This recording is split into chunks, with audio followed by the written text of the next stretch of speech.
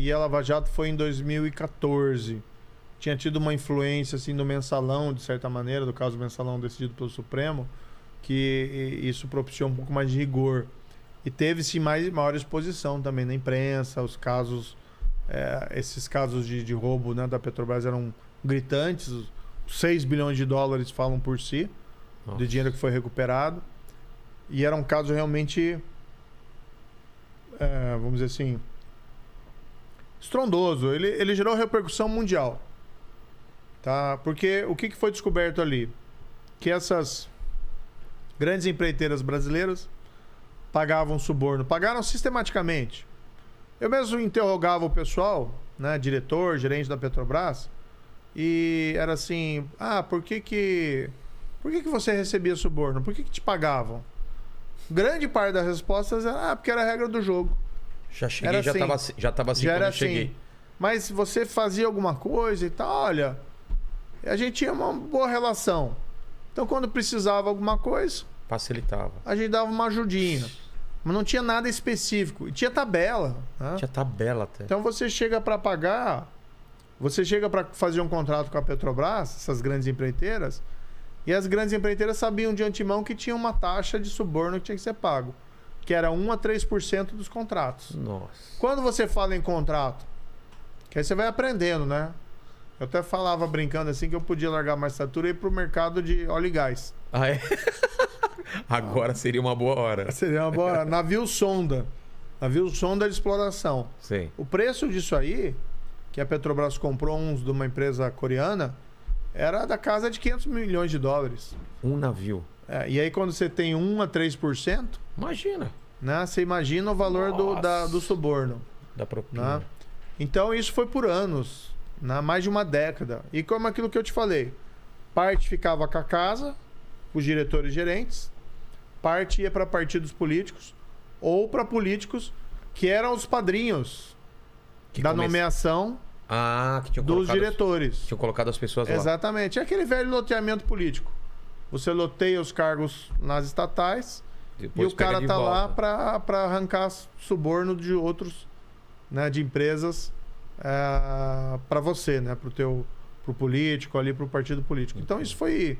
Aí tinha senador, tinha parlamentar, tinha deputado, tinha de tudo ali. Tinha ex-presidente da Câmara, tinha ex-presidente da República, tinha de tudo, né, nesses esquemas criminosos. E foi um caso... E vários partidos.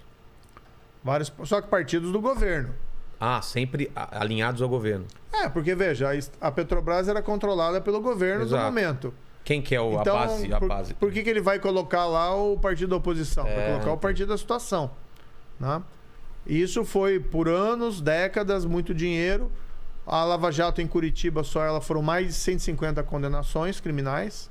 Gente graúda. Olha, nunca na história do Brasil tinha sido condenado... Cuidado com essa frase assim, né? Nunca na história desse país. Vamos reformular, né? Reformular. Tem como voltar a gravação? Vamos voltar, porque você é um candidato. Já tem gente que usa esse bordão, né? Nunca na história desse... É verdade. Mas olha... Antes disso, então... Antes disso, nunca um diretor da Petrobras tinha sido condenado criminalmente. Né? Porque eles eram poderosíssimos. Eu imagino. E claro, ninguém vai ser condenado por ser poderoso. É porque cometeu um crime.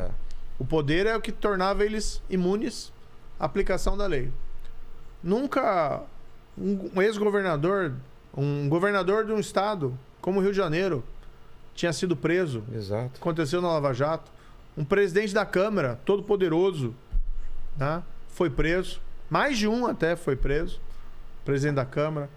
Senadores, né, deputados, o ex-presidente da República. E o mais marcante, a meu ver, donos dessas gigantescas empreiteiras. Exato, que mandavam no país. Que nunca imaginavam que iam ser presos, né? Quem imagina que é uma empresa, né, como Odebrecht, que atuava não só aqui, mas em vários países. E Mendes Júnior. Exato. E o que aconteceu? O que foi descoberto? Não só elas pagavam suborno ali na Petrobras, mas pagavam também em outras estatais e em outros órgãos também do governo. Teve o caso lá de Angra 3, né, eletronuclear. Aí teve o caso dos governos do Rio de Janeiro, que era um esquema de suborno à parte. E foi descoberto no decorrer das investigações que eles também pagaram subornos para funcionários públicos de outros países, para fazer negócios lá. Às vezes até mais ou menos num incentivo de relação com o governo do Brasil da época. Entendi. Então, por exemplo, foi descoberto que a Odebrecht pagou suborno para 4 presidentes peruanos. Né? Então, no Peru, eu até visitei o Peru durante a Lava Jato, me convidaram para uma palestra. Fui lá, quando eu cheguei lá, acho que foi isso em 2017, estava estourando o caso envolvendo um ex-presidente lá chamado Ollanta Humala, que foi acusado, né, de receber suborno. O presidente anterior a esse sofreu impeachment, que era o Pablo Pedro Kuczynski, por receber suborno da Odebrecht. No Equador, o vice-presidente, José Glass, foi condenado por receber suborno de empreiteira brasileira. No Panamá, República Dominicana, Equador, Colômbia. Olha o poder dessas... África. Vou te contar um episódio que aconteceu comigo recentemente. Eu fui morar um tempo no exterior. Sim. Depois que Estados eu Unidos. deixei o Ministério da Justiça. Eu estava lá em Washington, andando nas ruas. Na verdade, ali, não sei se é um bairro, uma cidadezinha do lado, é Georgetown. E estava andando até com um amigo, até tenho testemunha disso. De repente passa uma pessoa por mim. Tá? E começa falando português. Mas um português meio diferente. Ele me para e começa: eu conheço você. Eu te reconheço. Eu te reconheço. Você é o... Aí eu dei uma força. Porque chegou uma hora que eu não estava lembrando. Eu falei: não, eu sou o Sérgio Moro. Ele falou: eu sabia quem você era. Eu sou fã da Lava Jato. A Lava Jato mudou o meu país. Ele era angolano, né? E daí começou a contar para nós a repercussão que teve a Lava Jato em Angola. Por quê? Porque um ex-presidente de Angola, o José Eduardo Santos, teria recebido também suborno de empreiteira brasileira. E isso acabou sendo descoberto, né, por conta da Lava Jato. A gente compartilhou as provas e aquilo teve reflexo lá na Angola. E caiu o cara. Ele acabou caindo. Não sei se por conta disso apenas, né? Eu não sei os detalhes, mas foi o testemunho que me deu o rapaz. Olha só. Né? Então foi uma onda anticorrupção no mundo. Por isso que a Lava Jato não foi só uma das maiores operações de investigação de corrupção no Brasil, foi do mundo. Exato. E teve empresas estrangeiras que pagaram suborno também para diretores da Petrobras. Foram investigadas e várias delas tiveram que fazer acordos com o Ministério Público local, Brasil, pagar milhões, né, de indenização, porque também pagaram suborno aqui para conseguir negócios. Então foi um negócio assim gigantesco. Envolveu o Departamento de Justiça norte-americano, envolveu a Secretaria, como ele chama, SEC, né? Securities Exchange Commission, porque algumas dessas empresas brasileiras tinham ações delas comercializadas na Bolsa de Valores norte-americana. Se você faz negócio nos Estados Unidos, está sujeito à lei norte-americana, que proíbe o pagamento de subornos em transações comerciais. Então, empresas como, por exemplo, a própria Odebrecht... O cara pode ser preso lá? Teve que responder a ação lá nos Estados Unidos, fora as ações aqui. Entendi. Né? Porque violou a lei americana. A Petrobras também. Né? Porque na visão dos americanos, a Petrobras para nós é uma empresa estatal. Mas para eles é uma empresa que estava vivendo à base de suborno. Entendeu? E aí também teve que se acertar lá com as autoridades norte-americanas. Mas, Moro, como que cai no seu colo a Lava Jato? Você estava me explicando que tem que ter uma atuação no estado do Paraná, né? Para vir para você lá em Curitiba. O caso começou o seguinte. Tinha um deputado, que hoje é federal, que é falecido, que chama José Janene. Tá. Ele foi acusado no Mensalão, inclusive. Não foi condenado porque ele acabou falecendo antes. Ele faleceu ali por 2010.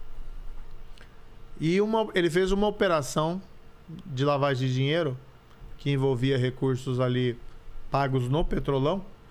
A lavagem de dinheiro ocorreu em Londrina, que é uma cidade no Paraná, norte do Paraná. E assim, esse foi o primeiro fato da investigação. E esse fato estava sob a nossa competência, lá da vara de Curitiba, que, como eu disse para você, tinha competência por lavagem de dinheiro em todo o território do Paraná. Entendeu? E no fundo, se você for ver, aquilo é mais ou menos um pedaço de um quebra-cabeça muito maior. E aí, puxando aquele quebra-cabeça, puxando o fio dessa história, veio o Petrolão. Mas apareceu para você nessa etapa, então? Você já pega desde o começo, tá? E, sim, a investigação começou bem antes. Ela foi se arrastando, não estava rendendo muita coisa, mas teve uma mudança do delegado, encarregado do caso. Entrou um novo delegado, um delegado muito competente, chamado Márcio Anselmo, e ele começou a conseguir desvendar os fatos. E aí foi ampliando, até que chegou nos doleiros. De novo os doleiros. De novo Alberto Youssef. De novo ele. Né, lavando dinheiro de suborno na Petrobras. Né? E aí que a história foi se desdobrando. Quando começou lá em janeiro quer dizer, as primeiras prisões em março de 2014, ninguém tinha ideia que o tamanho daquela coisa, entendeu? O que a gente percebeu no decorrer de 2014, que começou Brasília, né? As pessoas em Brasília, a imprensa também, e as empreiteiras, as grandes empreiteiras, começaram a ficar preocupadas demais com a prisão lá do Paulo Roberto Costa, do diretor de abastecimento. E começou a aparecer toda hora advogado, né? Lá em Curitiba, dessas grandes empreiteiras. E elas nem estavam ainda no... E aí, o que esses caras estão fazendo aqui, entendeu? Que estranho, por que estão se movimentando tanto? E aí que a gente vai percebendo o tamanho da coisa.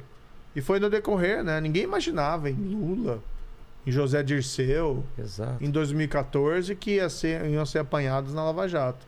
Mas foi crescendo. E no fundo era um mega esquema de corrupção de, no mínimo, como eu disse, 6 bilhões de reais. Bilhões, né? Que a gente tem que sempre pronunciar para deixar claro. E foi este momento na história do país que a gente rompeu com a impunidade. Porque corrupção sempre houve, né? Em maior ou menor grau. Deixar claro isso, né? Não foi de repente que começaram a roubar, não. Isso sempre teve. Sempre teve. Nessa escala, aí já tem uma dúvida. Se nessa escala tinha nessa mesma escala no passado. Mas enfim, o que mudou principalmente foi a impunidade. O privilégio de roubar e não ser punido. Né? Foi isso que a Lava Jato buscou acabar. E de fato as pessoas foram julgadas pelos crimes, tiveram direito de defesa, foram julgadas, foram punidas, dinheiro foi recuperado. Essas grandes empresas, no começo elas não queriam admitir nenhum crime, depois com o tempo elas começaram a ver, é melhor admitir, fazer um acordo, que a lei permite, né? Não é um acordo... Ninguém está falando aqui de um acordo espúrio, né? Um acordo ilegal. A lei permite que uma empresa que se envolveu no escândalo de corrupção, ela procure as autoridades para fazer um acordo que a gente chama de leniência, de colaboração, e basicamente ela revela todos os fatos, se compromete a não praticar mais crimes, a indenizar os cofres públicos e pagar multas, né? E colaborar com a justiça. Isso já tinha acontecido antes da Lava Jato? Já tinha, mas não na escala da Lava Jato. Né? Era um pouco novidade no Brasil, essa possibilidade. No exterior já era coisa comum, nos Estados Unidos, por exemplo. No Brasil, a Lava Jato é que deu aquele grande impulso para esses acordos de colaboração. Tanto também dos acusados que fizeram, como também das empresas. E é bom para a empresa, uma possibilidade dela dar a volta por cima. A gente ouve muito, a Lava Jato destruiu as empresas, prejudicou as empresas. Não. Primeiro, quem prejudica a economia, as empresas, é a corrupção. É o cara que roubou, não o cara que combate o crime. Isso é uma coisa assim tão óbvia, mas infelizmente a gente tem que repetir no Brasil. Né? Uma coisa tão básica, né? E dois, todas essas empresas, desde o primeiro momento, tinham a possibilidade de procurar as autoridades para fazer esse acordo. Mas elas optaram, no início, por não fazer isso. E resistir e mentir. O quanto elas podiam. Quando elas foram procurar para fazer o acordo, isso já em 2016, né, elas já tinham sofrido danos enormes. Exato. Reputacionais, danos até de arcar com aquelas despesas todas e perder negócios por conta da reputação. Então, quando elas foram fazer isso, né, elas já estavam numa situação mais difícil. Se tivessem, desde o primeiro minuto, admitido os erros... O buraco seria bem menor, né? Seria bem menor. Tá. Veja, você tinha uma delas tinha um departamento dedicado a pagar suborno. Departamento de só para propina. isso. De chamavam lá com o nome Departamento de Operações Estruturadas. Era esse o nome? Era esse o nome. Mas Meu então Deus. a Lava Jato mudou isso, né?